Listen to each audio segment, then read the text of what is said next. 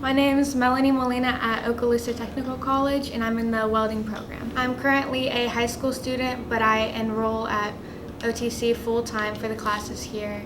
I chose welding because I wanted to learn a skill that I could use throughout my whole life. I love that you can start at the bottom, and as much work as you put in, you're going to build your way to the top.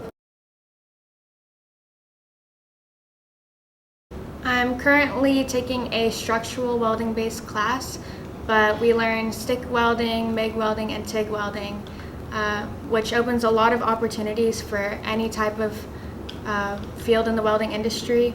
I'd like to use TIG to do signage in the future.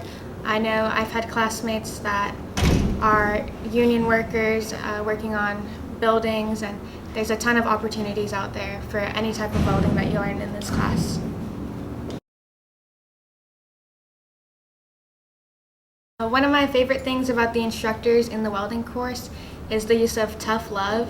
I think they understand that the welding industry is a hard place to be in, and not everyone's going to be super sweet to you off the bat, but you can earn your way. You can earn your way into the field if you just work hard and listen. If you're teachable, that's one of the most important things that you'll learn here. That being teachable is the #1 thing to getting you into that field and being successful, just like our instructor was.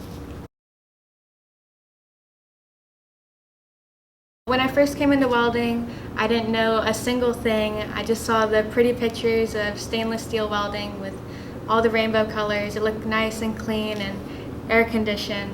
When you first come into the class, within the first week, you'll be in stick welding, which is very difficult to start off with, but when you start with the hardest part, you learn better.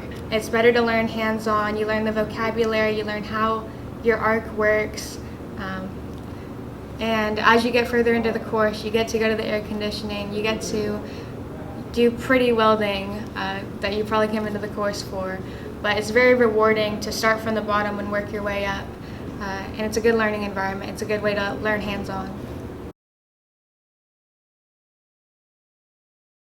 Working in a male-dominated industry, I'm sure it's hard for women to find personal protective equipment in our size.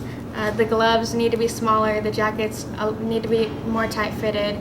It's very dangerous to wear loose clothing here, but I hope in the future that I can help develop some type of personal protective equipment geared towards women in the blue-collar industries.